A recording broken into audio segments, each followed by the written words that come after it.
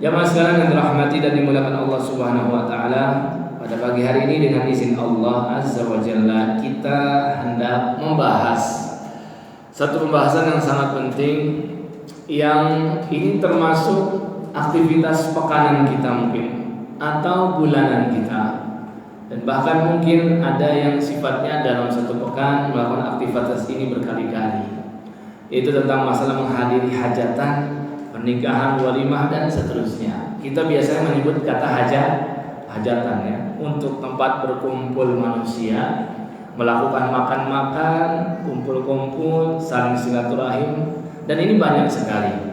Ada yang hajatannya karena pernikahan, ada yang sunatan, ada yang macam-macam, banyak sekali. Kita sebut itu semua dengan istilah hajatan, dari kata hajat, keperluan. Jadi yang maksudnya orang yang punya keperluan. Nah, yang ingin kami bahas adalah beberapa fenomena yang terjadi di masyarakat tentang hajatan yang dilakukan, yang terkadang bukan membawa keberkahan. Kita lihat hajatan yang terjadi di masyarakat terkadang mungkin hajatannya tidak bagus, tidak tepat dan tidak etis. Ya, inilah akhir zaman. Welcome to akhir zaman. Ketika orang melakukan banyak hal tanpa banyak pertimbangan. Kalau bikin hajatan ya semampunya aja, ya. Karena yang terpenting itu akad nikahnya, ya. Yang lebih penting itu akad nikahnya. Kami temukan di masyarakat ada orang yang bela-belain memotong, mengurangi mahar nikahnya buat resepsi yang lebih megah. Padahal kalau mau ditanya, dibandingkan mana lebih utama, mending ngegedein mahar. Karena mahar itu jelas buat siapa? Buat istrinya. Ya, lebih baik dan lebih utama membesarkan mahar daripada membesarkan resepsi pernikahan. Kalau dibuat perbandingan. Kalaupun akhirnya dia bagi untuk porsi walimah juga diperbesar, jangan terlampau besar-besaran. Karena tidak diajarkan oleh Rasulullah SAW.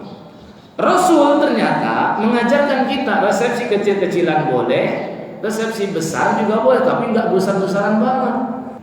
Jangan pernah campur adukan kebaikan walimah ini dengan keburukan.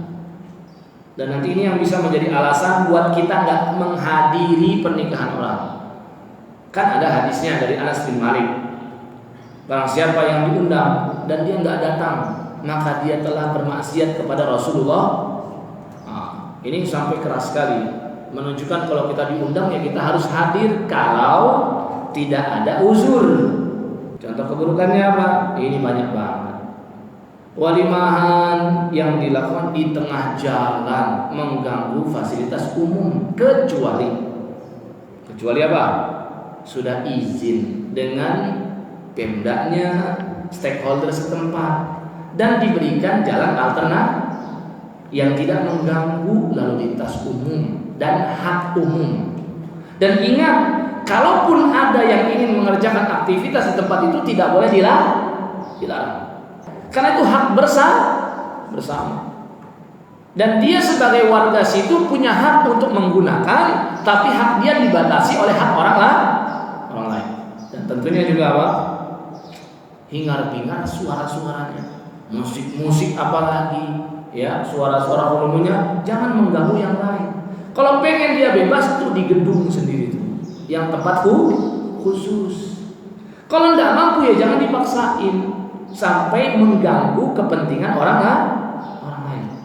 Ya tadi juga tuh acara yang mencampur adukan dengan kebatilan apa? Campur baur antara laki-laki dan perempuan. Ya, kami masih memandang hal yang ringan jika ada sekedar hijab seperti di masjid ini, tapi tetap penempatannya khusus laki-laki dan perempuan. Walaupun masih bisa dibilang saya bisa melihat gitu. Kenapa? Karena ini tidak ikhtilat secara langsung. Masih ada pemisahan. Atau misalkan pintu masuknya gabung, tapi nanti ada terpisah. Nah itu masih bagus. Tidak mesti tertutup banget. Ya. Itu masih ringan perkaranya. Yang berikutnya juga Pak, adanya seperti dangdutan, ya, nah itu juga jelas sangat dilarang. Jangan sampai mencampur adukan yang hak dan yang batil. Dan perkara yang lebih parah daripada itu mencampurkan dengan kesyirikan. Banyak. Ada kepercayaan dan tradisi tertentu. Tradisi tapi sembari ada filosofi dan kepercayaan khusus di sana. Contoh misalkan ada acara pernikahan, setelah nikah ngelepas sepasang ayam dan burung di acara resepsinya. Kita coba iseng-iseng tanya, apa sih maksudnya? Oh itu biar hubungannya langgeng katanya. Nah udah ada kepercayaan nih. Ini bukan perkara remeh lagi. Nggak sekedar ngelepas burung gitu aja, tapi ada unsur kepercayaan dan keyakinan. Ini ranahnya akidah bukan? Dan ini sesat tidak? Sesat. Berarti dia telah mencampurkan acara resepsi pernikahan dengan kesyirikan. Ada yang istilahnya pecah telur, ada yang pecah kendi. Pokoknya tanyakan saja tuh tradisi-tradisi itu apa maksudnya. Jika jelas maksudnya memang buat sesuatu yang berkaitan dengan akidah, maka wajib ditinggalkan. Wajib itu. Karena sama saja kita melanggengkan kesyirikan.